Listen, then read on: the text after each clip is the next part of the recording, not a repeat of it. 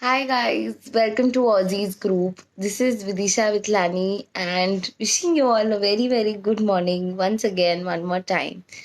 And thank you for being here with this morning. And I know most of you all still must be working from home, and you all are like taking utmost care and utmost precautions.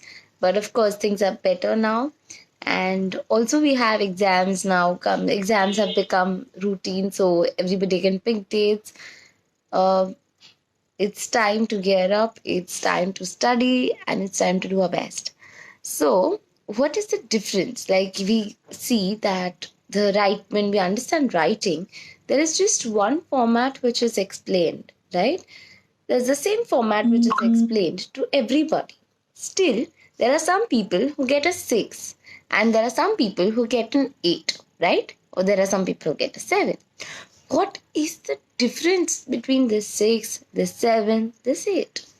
The format that they use is the same. The way they have learned is the same, right? Then what is the difference?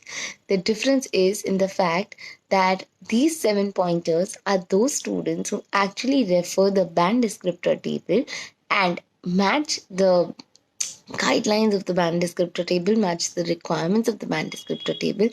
That is exactly what I am talking about right now.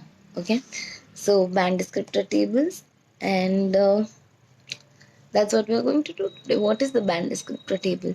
The band descriptor table is actually a table which is provided to the examiners and the students to see that if one needs 7 bands, one needs 8 bands, what all criteria does have to face. So the first and I'm going to explain you those 4 criteria. So there are 4 criteria in the band descriptor table. The first being task achievement. The second is coherence cohesion. The third is lexical resource, and the fourth is grammatical range and accuracy. Now, we have a detailed lecture on this, but right now I'm going to explain this to you in very short, and it would be very useful to you. Okay, the first band descriptor is your task achievement. Now, when it comes to task achievement, what is it? When I ask you to do something and you do it, that is what I call task achievement. You have achieved your task, right? So same way in IELTS, if you have secured your, 250 words, you have written an example because that is what the question requires to do. So 250 words, the question, and the next criteria comes in about your answering exactly what is asked. You cannot go irrelevant on this, and you've answered exactly what is asked. That is your task achievement. Okay. Also, so let's go back. What is task achievement? You've written an example. You've finished 250 words. You've answered exactly what is asked. Okay. Another thing is you have explained your idea well. You have elaborated your idea well. Remember, when I'm explaining you the format, I have always told you there's no point in writing too many ideas. I don't want you writing too many ideas. I want you to write one idea, but one that works perfectly best. You can elaborate it. The one you can explain it. You can write 2 ideas, but write 2 which you can explain it, because that is what task achievement is about. Okay, so 250 words, example, explain and support your ideas, right? And answer exactly what is asked. These are the 4 criteria when it comes to task achievement. The next is coherence cohesion.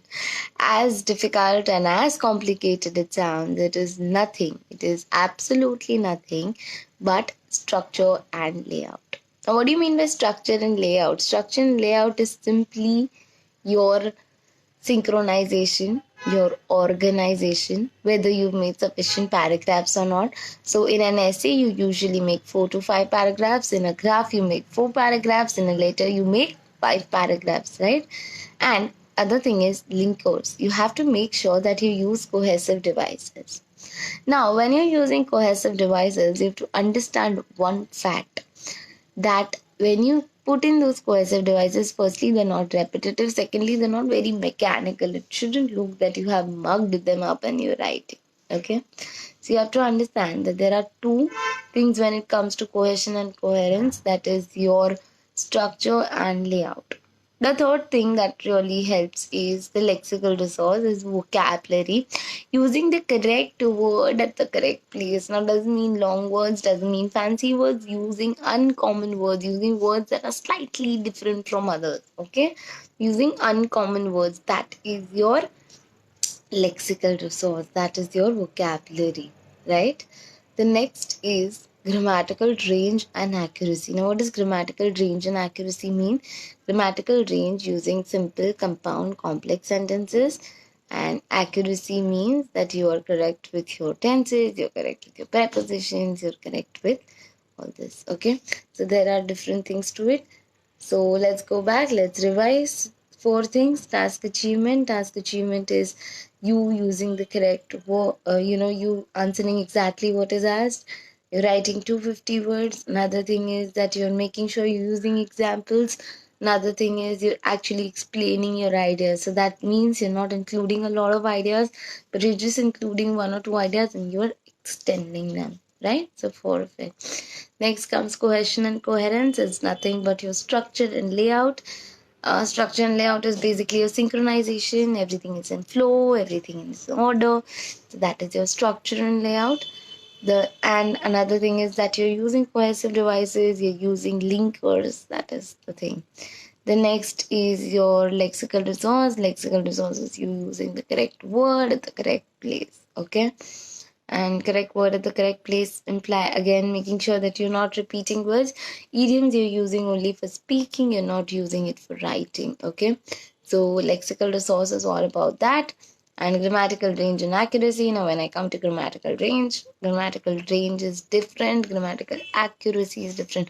Grammatical range implies simple, compound, complex sentences. Accuracy actually means that you're not having any grammatical slips. One more thing I would want to tell you is when I talk about grammatical accuracy, you have to pay attention to minor details also, such as your commas, your full stops, and things like that. Okay, so please make sure you guys are doing that. And you can always refer the band descriptor table. You'll find it in the official sites. You'll find it in one of our videos also. Please go there. Please refer it. Please read the band descriptor and read it for that particular score. In fact, this was an easy version of it. I have deciphered it for you. This is what it actually means. So please, whenever you're studying the writing component, make sure that you do not study it without the band descriptor table. You have the band descriptor table and also get it evaluated by an authorized trainer, a certified trainer, so that they can help you. Because ultimately your scores do depend on this, so it is something that is underrated and is the most important one. Meanwhile, our online classes are on. We have one-to-one sessions going on, we have batches going on, evaluation services are on. So if anything we can assist you with, please feel free to contact us. In case in this lecture you have any doubt, post it in the comment section. I will definitely help you out. And in case if you've seen my previous lectures, please go to YouTube, IELTS tutorials. There are lectures which are really long, which are in depth, like around 45 minutes, half an hour per lecture regarding each topic. You can definitely view them. And even in that you have any problem, please get back to us. We'll surely help you out. Thank you so much, guys, and have a great Saturday ahead. Please get up, please prepare well, because your exams are going to come very, very soon.